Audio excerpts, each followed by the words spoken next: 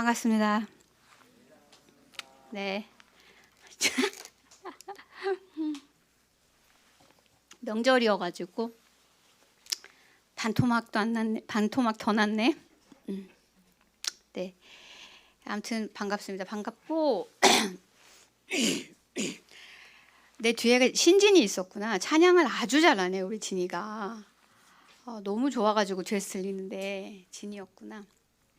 그리고 우리 97 또래들이 이제 와가지고 같이 이렇게 앞에 쫙 또 이제 자리를 차지하고 앉아가지고 우리 97에게 한번 박수 줄까요?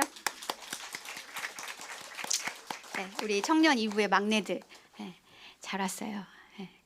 잘 왔고 우리 새 가족들도 와 있고 오늘 왔다가 일찍 가려고 했는데 이제 내가 설교한다고 붙잡은 오늘 온 새 가족도 있고 그렇습니다. 그래서 오늘 본문 말씀은 출애굽기 20장 13절 말씀이고요. 살인하지 말라입니다. 그리고 이 본문을 가지고 소요리 문답 67문에서 69문답까지 말씀하고 있어요. 그래서 지금 화면에 나오나요? 네, 67문답. 우리가 이제 이 소요리로 설교한 지 한참 돼가지고 잊어버리진 않았죠? 제가 문을 하면 여러분이 답하는 거예요. 네, 그래서 육계명은 무엇입니까? 육계명이 요구하는 것은 무엇입니까?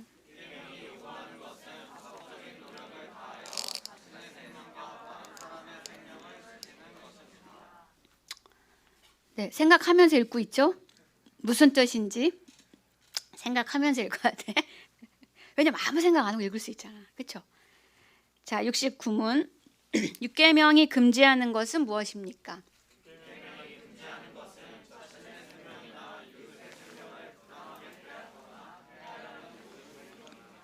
네, 그래요. 그래서 오늘은 육계명 살인하지 말라 이 계명으로 같이 말씀을 나누려고 합니다.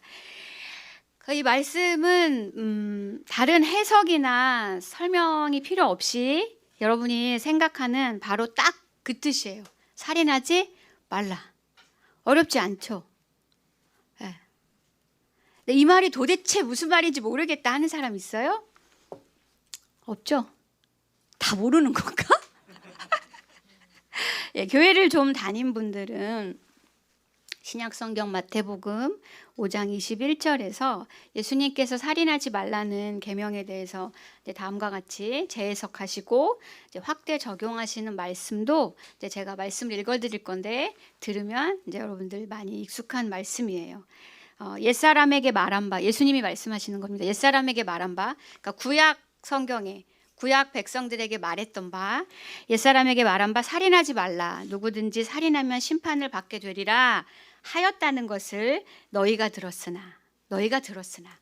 But I say to you 하고 이제 영어성, 제가 요즘 영어 이렇게 하고 다니잖아. 그래서 너희가 들었으나, 그냥 한국말로는 들었으나 하면 그냥 반전이 되는 거야. 들었는데 나는 너희에게 이르노니 But I say to you, 형제에게 노하는 자마다 심판을 받게 되고 형제를 대하여 라가라, 이거 이제 욕이라고 하죠. 라가라 하는 자는 공회에 잡혀가게 되고 미련한 놈이라 하는 자는 지옥불에 들어가게 되리라 라고 예수님이 말씀하셨습니다.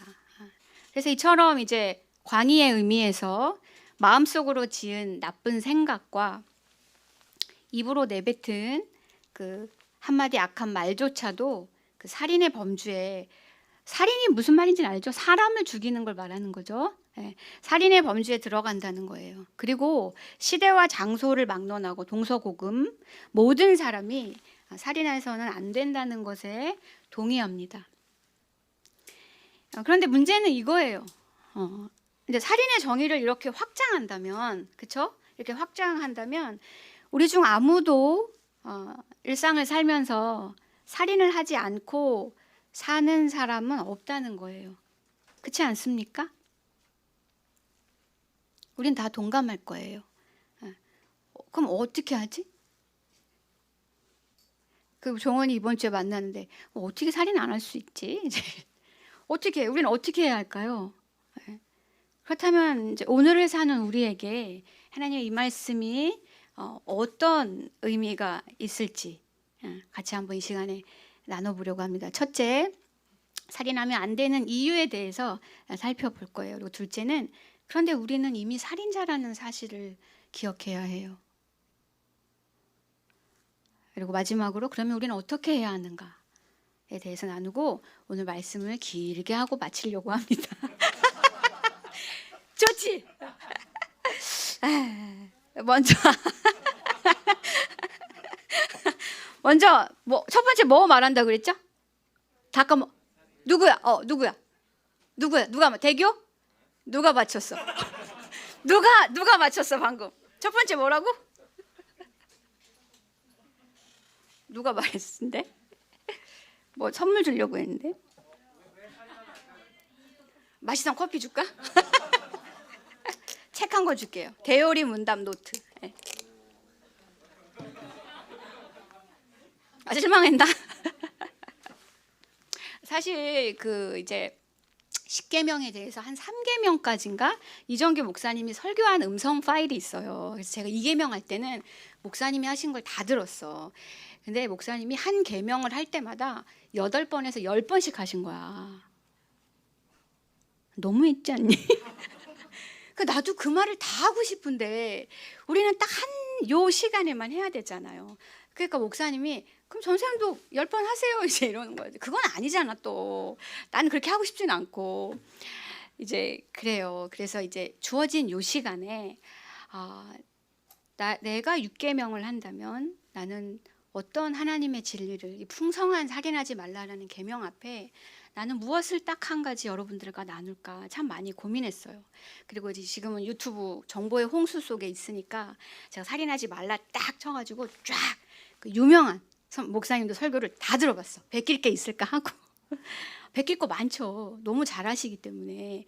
그래서 이렇게 쫙쫙쫙 베끼고 이렇게 했어요. 그래서 여러분들 유튜브 들어가 보면 살인하지 말라 좋은 설교 많이 있어요. 정말 훌륭하신 분들이 하신. 그래서 저는 그분들이 하지 않은 얘기를 하려고. 괜찮아? 좀 더 그러려고 말한 게 아니야. 진짜 그게 아니고 그분들은 워낙 이제 뭐 히브리어를 어떻고 막 쫙쫙 이런 멋있는 거 있잖아요. 그런 거 내가 안 해도 된다는 거야. 제가 나보고 그런 거 하지 말래. 그런 거 안 해도 돼. 그런 거 안 궁금하대. 오케이. 그런 건 유튜브에 들어가서 아주 이지적이시고 뭐 교수님들, 킹교회 목사님들이 하신 거 들으시고 저는 그냥 제가 묵상한 거 있잖아요. 내가 큐티한 거 그런 거 같이 나눠보려고 합니다.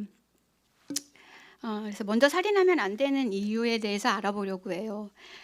그 이유는 인간 생명이 매우 특별한 가치가 있기 때문이에요. 사실 이건 뭐 특별한 내용이 아닙니다. 너무 당연해요. 너무 당연하지만 너무 중요하죠. 인간 생명에 매우 특별한 가치가 있는데 그 첫 번째 3가지로 그 특별한 가치를 말할 건데요. 첫 번째는 그 소유권에 있어서 인간의 생명의 가치는 그 소유권에 있어서 매우 특별합니다.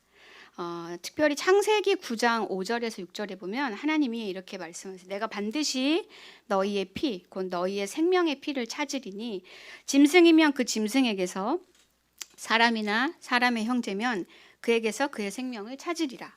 이는 하나님이 자기 형상대로 사람을 지으셨음이니라 라고 말씀하십니다. 성경은 내가 찾으리니 찾으리라 라고 말씀하세요. 하나님께서 인간을 만드실 때는 사랑으로 이거 우리 새가족반 책에 1장에 나오는 거예요. 새가족반 교육할 때 목사님 새가족반 책. 하나님께서 인간을 만드실 때 그러니까 창세전부터 영원히 사랑으로 행복하셨던 그 하나님과 함께 우리가 영원히 살도록 창조하셨죠. 영원히. 그런데 인간이 타락함으로 말미암아 죄인이 되면서 히브리서 9장 27절이 알려주는 바와 같이 인간에게 한 번 죽는 것이 정해진 것이 되었습니다. 그래서 인간은 모두가 다 살다가 죽음으로써 개인의 육체의 종말을 모두가 다 맞는 존재가 되었습니다. 욥기 21장에서 1장 21절에서 욥이 고백하는 바처럼 저와 여러분에게 그 생명을 주신 이도 여호와시요 그리고 거두시는 이도 여호와이시기 때문에 인간이 나고 살고 그 죽는 문제는 하나님의 손안에 있습니다. 우리는 아무도 내 생명의 주인이 아니며 타인의 생명의 주인도 될 수 없습니다. 나도 나의 것이 아니며 이웃의 생명도 그 자신의 것이 아니에요. 그러므로 우리는 나 자신을 내가 죽여서도 안 되고 타인을 내가 죽여서도 안 되는 거예요. 왜요? 하나님이 주인이시기 때문이에요. 어떤 물건이든 주인이 있잖아요. 그렇죠? 모든 사람의 참된 주인은 바로 하나님이십니다. 소유권에 있어서 그것을 주장할 아무 권리가 우리 각 사람에게는 아무도 없어요. 우리 생명에 대해서 내 거야 라고 말씀하실 수 있는 분은 오직 한 분 하나님 뿐이십니다. 고린도전서 3장 23절에서 바울이 이렇게 말씀하십니다. 너희는 그리스도의 것이요 그리스도는 하나님의 것입니다. 두 번째로 인간의 생명은 그 자체로 소중하며 가치가 있어요. 뭐 이의가 있습니까, 여러분? 그 어떤 다른 것과도 대체 불가한 가치예요. 그렇죠? 그게 생명이 뭐가 중요한데, 무엇이 중요한데 이렇게 할 사람 있어요? 있니? 아무도 없어요. 인간의 생명을 그 어떤 것과 바꿀 수 있단 말입니까? 네.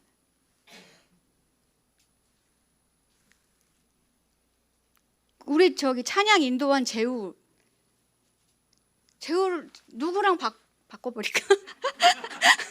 누구랑 바꿀 수 있게? 바꿀 수 없어요. 제우를 대체할 건 아무도 없고 아무것도 없어. 제우보다 가치 있고 더 소중한 건 없어요. 제우 한 생명. 서구목 대체할 거 아무것도 없죠. 이정규 목사님 없어요. 어떻게 대체 불가. 여러분 각 사람은 그 어떤 것과도 그 어떤 사람과도 맞바꿀 수 없는 그런 가치가 있는 사람들이에요. 우리는. 셋째로 왜 그러냐? 가장 중요. 인간이 하나님의 형상으로 지음받았기 때문에 인간은 가치롭습니다. 최고로 가치로워요. 인간이 하나님의 형상으로 지음받았기 때문에 인간을 공격한 어떤 식으로든 인간을 공격하는 것은 그러니까 살인하는 것은 궁극적으로 하나님을 공격하는 거예요. 그러므로 우리는 오늘 읽은 소요리 문답 어떤 부분에서 보는 바와 같이 합법적인 노력을 다하여서 자신의 생명과 다른 사람의 생명을 지켜야 합니다. 여러분, 이 계명을 좀 더 우리 삶으로 끌고 내려와 봅시다. 그쵸?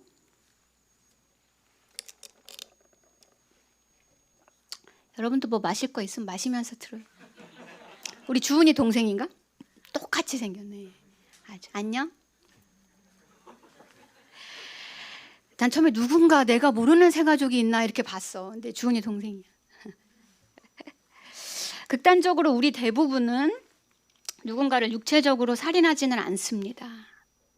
제가 사실은 여기서 뭔가를 적었다가 삭제한 문장이 있었어요. 그게 뭐냐면 우리는 누군가를 육체적으로 살인하지는 않죠.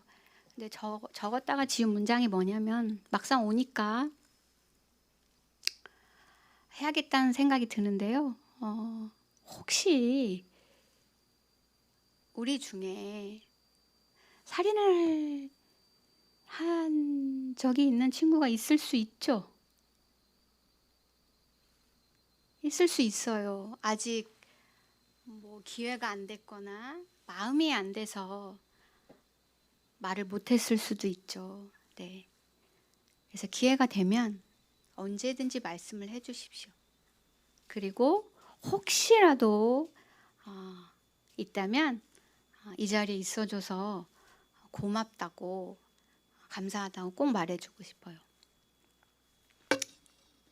그래서 우리는 대부분은 극단적으로 육체로 사람을 죽인 적은 없어요. 그러나 동시에 아까 말한 바와 같이 넓은 의미에서 생각해 보면 자기 자신을 포함해서 누군가를 우리는 늘 실상 죽이고 있지는 않나요? 반대로 우리가 누군가로부터 매일 죽임을 당하고 있지는 않습니까? 여러분의 가족? 여러분의 직장 상사? 나의 직장 상사 생각나. 여러분의 동료가 여러분을 매일 죽이고 있지는 않습니까? 여러분 매일 죽임당하고 있지 않아요 혹시? 한 주간 여러분의 삶은 어떠했습니까? 여러분들 한 주간 어떻게 살았어요? 다양한 이유로 기쁘기도 하지만 많이 힘들었죠? 애 많이 썼어요. 애썼어. 토닥토닥 해줘. 자기한테 토닥토닥. 옆에 사람도 토닥토닥. 이럴 때 한번 이렇게 서로 스킨십 하는 거야. 많이 애썼어요. 진짜 한 주간 산이라고 애 많이 썼습니다. 과거의 그 어떤 사건, 사람으로 말미암아 여러분의 감정과 여러분의 정서, 나아가 여러분의 육체가 병들므로 계속 죽임당하고 있지는 않습니까? 우리 모두 다 예스일 거예요. 저 역시 그러하니까요. 네. 그래서 우리는 사실 많이들 실상 행복하지 않습니다. 네. 불행해요. 언제 행복하냐고, 지금 행복하냐고 물어보면 막상 대답하기가 쉽지 않을걸요. 네. 여러분 가만히 6계명을 6계명 한번 또 띄워줘봐요. 석진이 멋있었어 방금. 쫙 손 이렇게. 우리 석진이한테 박수 한번 쳐줍시다. 한결같이 저 자리에서 섬겨주기 때문에 우리가 이렇게 오후 예배 시간이니까. 자, 6계명은 살인하지 말라. 살인하지 말라는 6계명을 보면서 제가 가장 큰 위로를 얻었던 지점이 있어요. 가장 먼저 받는 유익이, 제가 2계명 설교할 때도 그랬죠. 2계명을 보면서 우리가 받는 복이 무엇인가를 먼저 생각하자라고 말했었어요. 우리가 받는 복이 무엇일까? 가만히 바라봐봐. 가만히 째려봐. 살인하지 말라. 살인하지 말라. 제가 처음에 이제 이 본문을 설교를 맡게 되고 혼자 이제 계속 살인하지 말라 계속 이제 묵상했을 거 아니에요. 그러면서 제가 가장 크게 위로를 받았던 지점은 바로 하나님께서 진짜 우리 마음을 아신다는 거예요. 하나님이 내 마음을 아시는구나. 하나님이 어떤 마음이냐면 죽여버리고 싶은 그 마음을, 그리고 슬프고 고통스럽다 못해서 차라리 내가 죽어버리고 싶은 그 마음을, 우리의 그 심정을 하나님이 아시는구나. 죽여버리고 싶은 마음과 죽고 싶은 마음, 때로 이 마음은 따로 가지 않습니다. 죽여버리고 싶은 마음이 있기 때문에 죽고 싶은 사람이 있고, 죽고 싶은 사람 중에는 죽이고 싶은 사람이 있기 때문에 죽고 싶은 사람도 있어요. 지금 이 자리에도 죽지 못해 이 자리에 나와 있는 사람들 여럿 있습니다. 살려고. 근데 죽고 싶고. 아니면 그런 인간 관계가 아무것도 없어서. 참 인간은 역설적인 존재예요. 그렇죠? 사람 때문에 힘든데 또 그 사람 관계가 아무것도 없어서 죽고 싶은 사람도 있어요. 대부분의 경우 이것이 동전의 양면처럼 같이 갑니다. 그 무엇보다 하나님은 우리 자신 안에는 그래서 이 계명을 지킬 능력도 없다는 것을 가장 잘 아십니다. 여기서 잠깐 이제 모세가 10계명을 받던 때로 한번 돌아가 봅시다. 모세가 출애굽하고 난 뒤에 호렙산에서 하나님에게서 10계명 돌판을 받아요. 이미 한 번 받은 바 있습니다. 제가 2계명 설교할 때 그 출애굽기 32장에 나온 황금송아지 사건. 이제 돌판 받아가지고 왔는데 막 황금 만들어 놓고 이것이 우리를 인도해낸 여호와 하나님이라고 섬기고 있었잖아요. 그래서 돌판 그냥 한번 박살났어. 다시 올라가서 하나님이 다시 돌판을 주신 거예요. 그만큼 중요하다는 뜻이죠. 그래서 지금 우리도 이 10계명을 듣고 있는 거잖아요. 다시 주셔서 얼마나 감사한지 모릅니다. 돌판을 주시면서 하나님께서는 모세에게 당연히 설명해 주셨겠죠. 많은 말씀을 하셨어요. 자, 한번 생각해 보는 거야. 여러분이 모세가 되어 보는 거예요. 첫 번 생각을 해봐. 돌판을 이제 딱 줬어. 돌판 2개. 성경에 보면 딱 주고 그리고 설명해 주셨을 거예요. 그리고 많은 말씀을 하셨기 때문에, 많은 규례를 가르쳐 주셨기 때문에 설명해 주시고, 그러니까 모세는 그 십계명 돌판의 첫 번째 독자가 되는 거예요. 독자이자 하나님의 설명을 첫 번째 듣는 청자가 되는 거예요. 여러분이 지금 그 자리에 있는 거야. 호렙산에서 돌판을 받은 모세가 되는 거예요. 그래서 십계명 돌판을 읽어 나가는 거야. 우리가 지금. 오케이? 상황 다 파악됐죠? 그래서 1계명 너는 나 외에는 다른 신들을 내게 두지 말라. 들었어. 모세가 생각하는 거예요. 그렇지. 나는 여호와 하나님을 예배하려고 이렇게 말이야. 이스라엘 민족을 이끌었지. 대답합니다. 예스. 2계명 너를 위하여 새긴 우상을 만들지 말고 또 위로 하늘에 있는 것이나 아래로 땅에 있는 것이나 땅 아래 물속에 있는 것에 어떤 형상도 만들지 말며 그것들에게 절하지 말며 그것들을 섬기지 말라. 당연히 자신 있게 예스. 자, 3계명부터는 다 같이 모세가 돼서 답해 보는 거야. 예스. 알겠죠? 다 파악했지? 자, 3계명 너는 내 하나님 여호와의 이름을 망령되게 부르지 말라. 여호와는 그의 이름을 망령되게 부르는 자를 죄 없다 하지 아니하리라. 다 같이 예스. 4계명 안식일을 기억하여 거룩하게 지키라. 예스. 좀 크게 해봐. 다시 안식일을 기억하여 거룩하게 지키라. 예스. 5계명 내 부모를 공경하라. 예스. 6계명 살인하지 말라.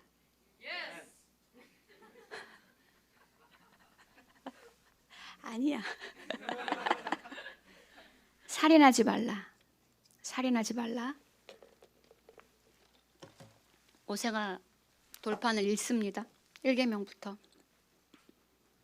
잘 생각해봐. 모세의 인생을. 성경을 아는 사람들. 뭐가 생각났어요? 생각났어? 생각났지? 살인하지 말라. 엄마라. 여기 발판이 있거든. 내 전용 발판이 있는데 아유 너무 좁아. 여러분 살인하지 말라.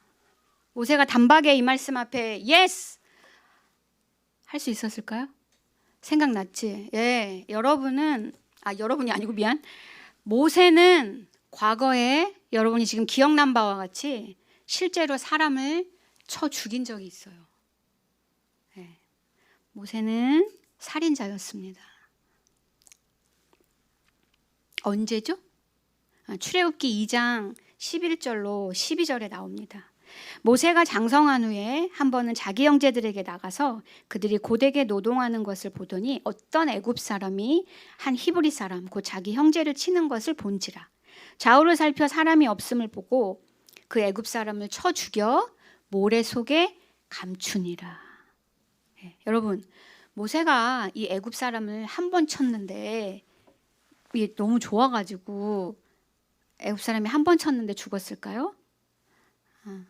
모세는 애굽 왕자라는 신분으로 애굽 사람이 자신의 동족 히브리인을 부당하게 학대하고 괴롭히는 것을 그날 처음 본 게 아니야. 그동안 쌓여왔던 애굽 사람에 대한 켜켜이 쌓인 분노를 표출한 거예요. 폭발시킨 거야.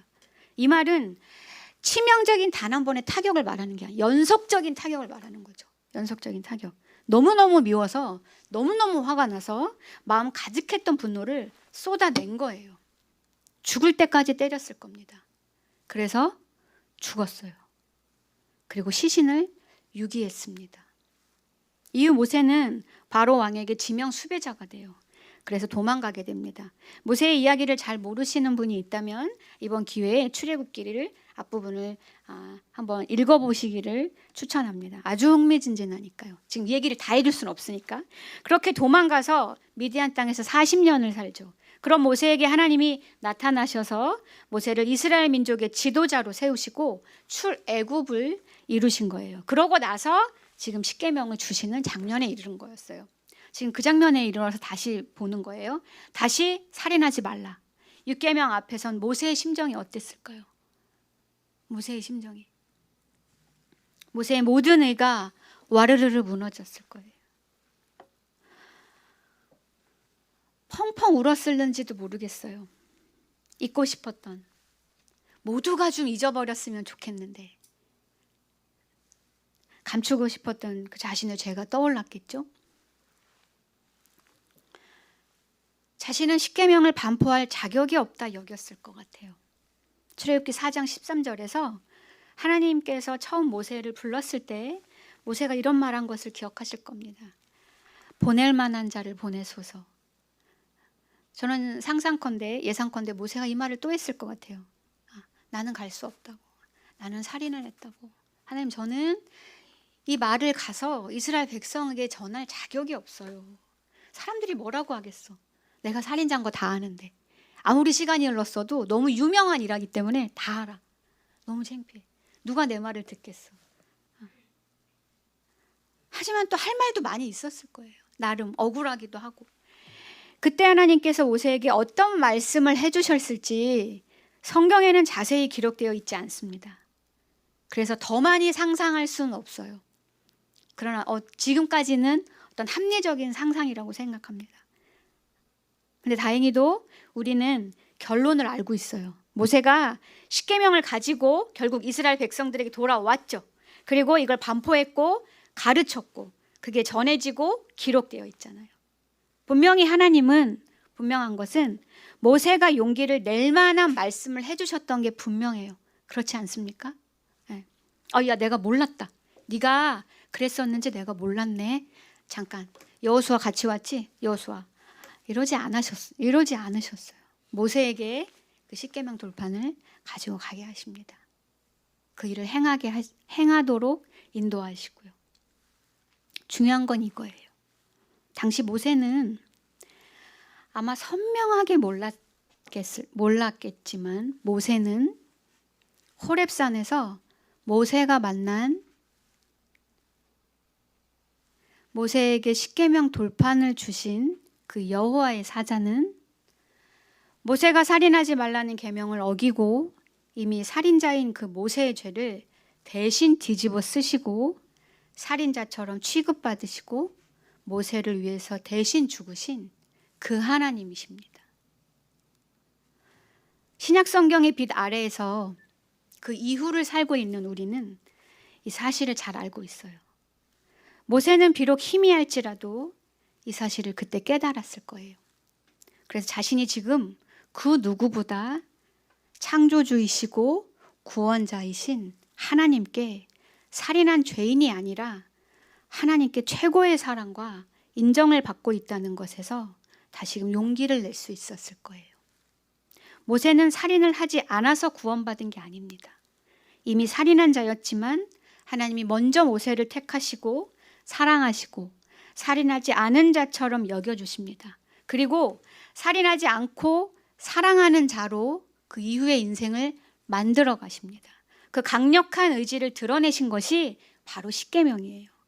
지난번 설교 때 제가 십계명이 방금 꺼낸 그 하나님의 심장과 같다고 했던 거 기억하십니까? 네, 십계명은 우리를 향한 하나님의 뜨거운 그 심장, 사랑의 언어예요. 그렇다면 지금 십계명을 듣고 있는 우리는 어떻습니까? 우리는 모세만 이미 살인자인가요? 모세만? 아하, 모세 살인자였지. 저와 여러분은 살인자가 아닌가요?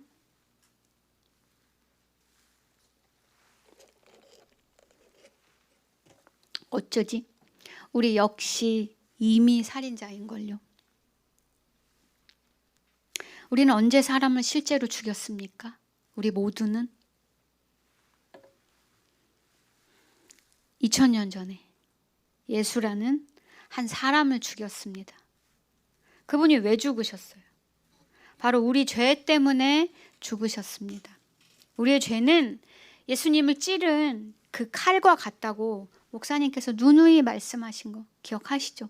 네, 우리의 죄가 예수님을 죽였습니다. 그분이 우리와 무슨 상관이 있는데? 그분은 바로 모세에게 십계명 돌판을 주시며 사랑으로 말씀해 주신 그 여호와의 사자이세요. 예수 그리스도께서 왜 우리를 대신하여 죄가 되시어 특별히 살인자가 되어 십자가에서 죽으셨습니까? 첫째는 우리를 사랑하사 우리가 살면서 수도 없이 지은 살인한 죄를 대신 속해 주시기 위함이요. 둘째는 우리로 하여금 이제 살인자가 아니라 하나님의 자녀로 사랑받으며 살게 해주시기 위함입니다. 하나님께서 죽이고 싶은 우리 마음을 아신다고 말했었죠. 네, 예. 정말 하나님은 우리의 그 고통을 아십니다. 하나님이시니까, 그냥 다 아시니까, 전능하시니까 아시는 정도가 아니라 하나님이 직접 겪으심으로 우리의 그 고통을 아시는 거예요. 하나님도 용서하시기 위해서 뼈아픈 대가를 치르셨으니까요. 너무도 끔찍하고 고통스러운 대가를 그분 자신이, 하나님이신 그분이 그 대가를 치르셨어요. 자신의 사랑하는 아들을 내어주셔야 하는 대가를 그분이 치르셨습니다. 하늘 아버지는 우리가 용서하려고 애쓰는 데 드는 고통을 그 누구보다 잘 아십니다. 얼마나 하기 싫은 일인지. 심장을 사포로 깎는 듯한 그 처절한 고통을 하나님이 아셔요. 그러니 여러분, 죽고 싶을 때도, 죽여버리고 싶을 때도, 죽이고 싶은 나 자신이나 상대를 바라보지 말고 나와 상대를 위해 대신 죽으신 구주 예수 그리스도를 바라봅시다. 그래야 우리 자신도 죽지 않고 타인도 죽이지 않을 수 있으니까요. 그런데 그토록 고통스럽기 때문에 피가 철철 흐르는 심장으로 다시 내가 그 상대를 용서까지 해야 돼. 근데 그게 단박에 용서가 됩니까? 여러분들? 단박에 안 돼? 그런 일이 있나 보지? 다 있죠. 어떤 식으로든 우리는 용서라는 이슈는 아마 아무도 없는 사람이 없을 거예요. 그것의 경중은 우리가 함부로 달 수 없어요. 모두가 다 용서의 문제 앞에 우리는 서 있죠. 그렇게 단박에 용서가 되지 않습니다. 그 상처가 아무는 과정처럼 용서도 시간이 필요해요. 매일의 여정입니다. 하나님은 그것도 아셔요. 시간이 오래 걸린다는 것도. 하나님이 모르셨으면 막 설명해 드려야 됐을 거야. 다행히 하나님이 아셔. 우리에게 과정이 필요하다는 것을.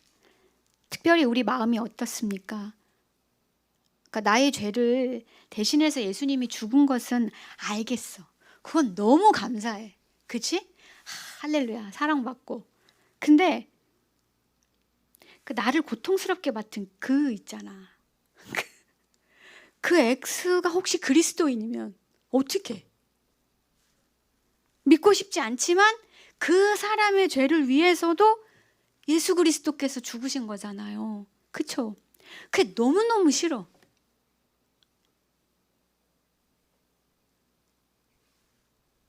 하나님 안 그러셨으면 좋겠어. 하나님은 여러분의 그 마음을 아세요. 용서가 안 되는 여러분의 그 마음을 하나님이 정말 아신다고요. 그래서 하나님이 어떤 장치를 하셨는가? 그래서 하나님이 우리에게 교회 공동체를 주셨습니다. 그리스도를 내어주신 하나님은 우리에게 교회도 주셨답니다. 지금 이렇게 여러분에게. 교회를 주신 지혜롭고 아름다운 여러 이유가 있지만 그 중에 무엇보다 여러분이 품고 있는 그 고통을 함께 짊어지라고 주신 거예요. 믿을 만한 사람들과 같이 계속 나누고 기도하며 살아가라고요. 교회와 함께 고된 인생을 살아가면서 용서를 적용하고 훈련하고 실천해 가는 거예요. 우리는 살인하지 않을 동력, 즉 용서할 동력을 어디서 얻을까요? 다시 한번 기억합시다. 내가 용서하지 못하고 죽이고 싶은 그 사람으로 말미암아 내가 입은 손해나 피해가 있죠. 감정적인 피해, 정서적인 피해, 육체적인 피해, 물질적인 피해, 그 외에도 여러 가지 피해들이 있을 거예요. 그런데 그 모든 것을 채우고도 남는 그런 능력이 있는 하나님을 내가 소유하고 있음을 기억하는 거예요. 그 처음 살인하지 말라는 계명을 들은 모세가 그러했듯이 우리 역시 우리가 삼위일체 하나님의 사랑 안에서 최고의 사랑과 인정을 받고 있다는 사실에서 용서할 용기를 내는 겁니다. 그럴 때 우리는 비로소 불행에서 벗어날 수 있습니다. 용서하지 않고 사는 것은 불행을 계속 선택하는 거예요. 우리가 살인을 저지르고 있는 것입니다. 나 자신을 죽이고 그 상대방을 계속 죽이고 있는 거예요. 우리의 실제 믿음은, 우리의 지성은, 신약 이후를 살고 있는 우리의 지성은 모세보다는 더 많이 알고 있고 더 많은 것을 이해하고 있을 수 있어요. 그러나 우리의 실제 믿음은 어쩌면 모세보다 더 희미할지 모릅니다. 근데 괜찮아요, 여러분. 괜찮아. 그래서 전능하신 하나님께서는 오늘 저를 포함하여 우리 지금 한 사람 한 사람, 여기 특별히 있는 사람들, 그리고 지금 유튜브에 들어와 있는, 지금 보고 있는 우리 친구들 한 사람 한 사람들 고향에서 정확하게 불러 모으시고 사랑으로 이 말씀을 들려주시는 거예요. 오늘 하루도 또 한 번 이 복음을 듣고 이 사실을 깨닫고 우리 마음에 적용하는 훈련을 하는 겁니다. 우리가 같이요. 계속 말씀해 주시는 것, 바로 수도 없이 살인하고 살인당하며 사는 가련한 우리를 살인자라 여기지 아니하시고 우리 대신 살인자가 되어 죽으신 그 아들 예수 그리스도 안에서 우리를 사랑하는 자로 여겨주시는 증거예요. 이렇게 오늘 또 말씀해 주시는 게, 우리는 오직 예수 그리스도를 통해 드러난 하나님의 그 크신 사랑 안에서만 살인을 반복하던 마음속 지옥에서 벗어날 수 있어요. 마음과 생각으로 중독처럼 반복하던 그 살인에서 이제 사랑할 용기를 낼 수 있는 겁니다. 사랑스러운 여러분, 사랑스러운 여러분, 마음고생 그만하세요. 여러분들, 여러분의 마음이가 너무 고생을 하잖아요.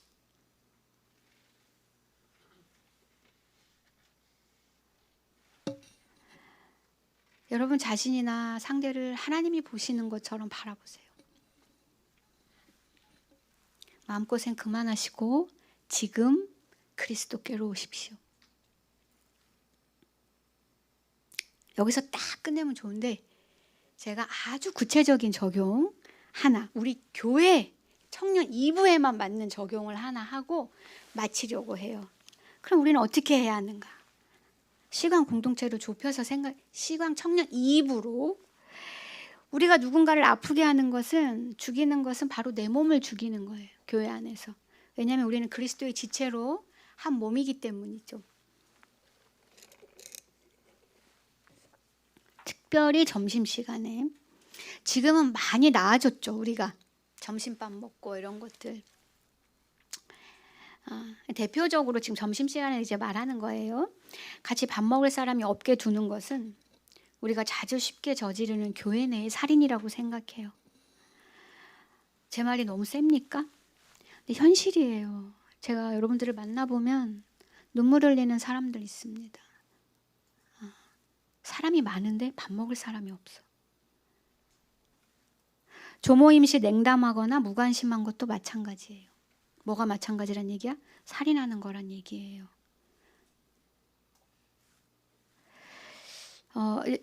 이미 충분히 조원들끼리 같이 밥을 잘 챙겨서 먹고 있는 줄로 압니다. 그것도 계속 잘 하시고요. 또 우리 조장이, 또 우리 팀장들이 조원들 1대1로 신방하기도 하잖아요. 그것도 계속 잘 하시고요. 올해는 특별히 이제 오늘 아니면 다음 주 그때 이제 조원들끼리 1대1로 만나는 거예요. 1대1로 짝꿍을 쳐줘. 제자훈련이나 새가족반 교육을 하는 사람들은 경험을 해서 알죠. 그러니까 이게 그런 교육 과정 안에만 있는 것으로 해서는 안 되겠다. 제가 이제 판단이 섰어요. 그래서 밥짝이라고 부르거든. 그래서 밥짝을 조장이 지어주는 거야. 근데 이제 나는 죽어도 이게 아이 성향이라 힘들어. 그리고 저 오빠랑 먹기 싫어. 그럼 조장한테 말해. 그럼 그렇게는 안 해줄 테니까. 조장이 같이 껴서 먹든지 자연스럽게. 그러니까 절대적인 게 아니라 그 상황과 상황에 맞게 해야 되겠죠. 중요한 건 조장이 조원만 만나지 말라는 얘기예요. 조원들끼리 1대1로 만나고 2대1로 만나고 이렇게 그런 모임을 가지라는 거예요. 여러분이 경험해봐서 알잖아요. 물론 점심이나 저녁에 조원들끼리 다 같이 밥 먹는 거 좋죠. 그건 다 같이 있을 때만 할 수 있는 얘기만 하게 돼. 희희낙낙.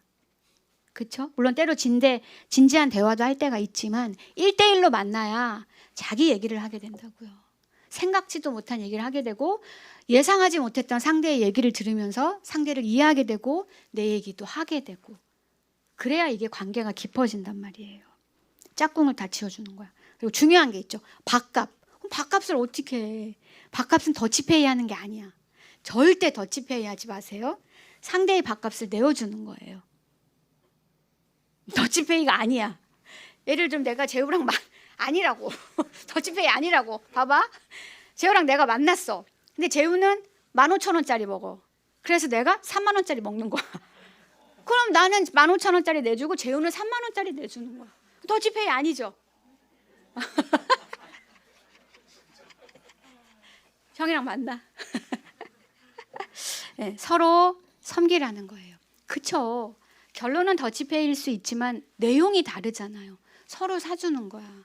서로 사주는 거야. 네.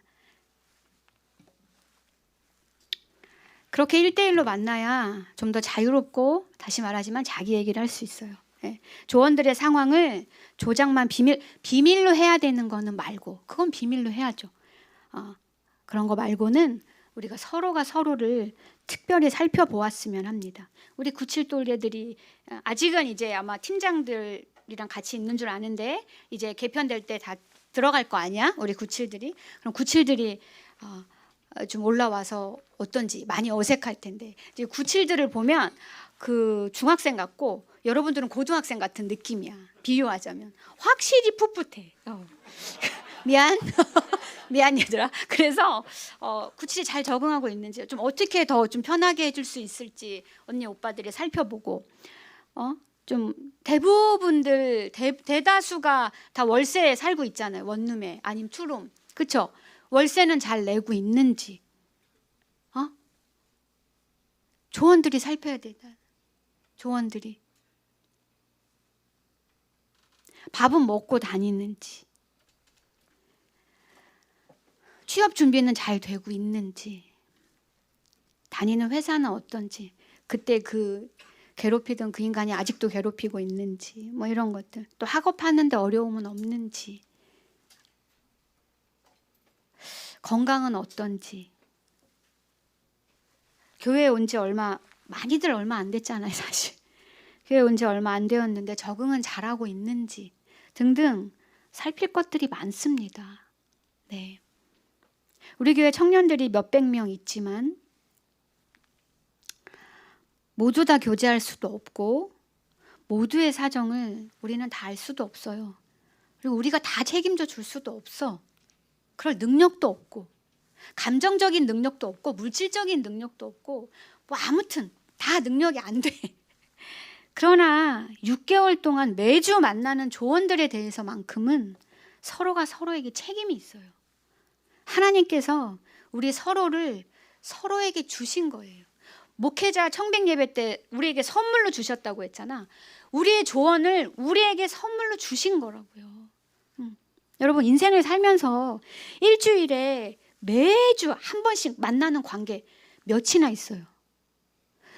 52주 안 빠진다는 전제하에 일주일에 한 번씩 정해진 시간에 똑같이 만나는 관계 살면서 드물어요. 근데 우리 정해진 시간에 만나잖아. 그치? 6개월 동안이 확보되어 있다고요. 그러니까 얼마나 특별하고 소중한 관계예요. 이게 엄청난 거야. 이거는 창세전에 하나님이 계획하신 일이 이루어지는 거라고요. 우리가 서로 사랑하지 않을 때 우리는 사랑하지 않고 있는 게 아니라 적극적으로 보면 살인하고 있는 거예요. 그러니 이제 우리 죽이지 말고 사랑하자고요.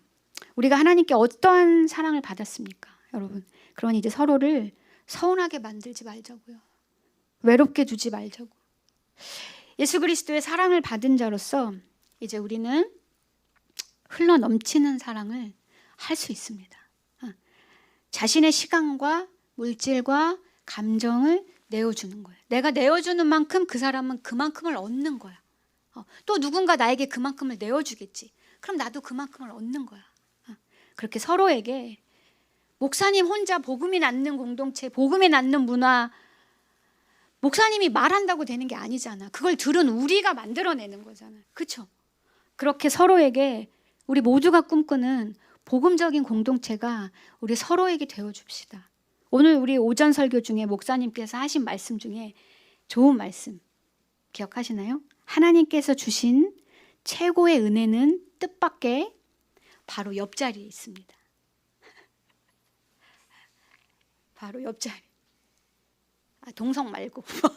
네, 그래서 정말 우리의 옆에 있는 사람들, 조언으로 주신 한 사람 한 사람들, 그 누구든 우리에게 최고의 은혜예요. 그래서 여러분 우리 함께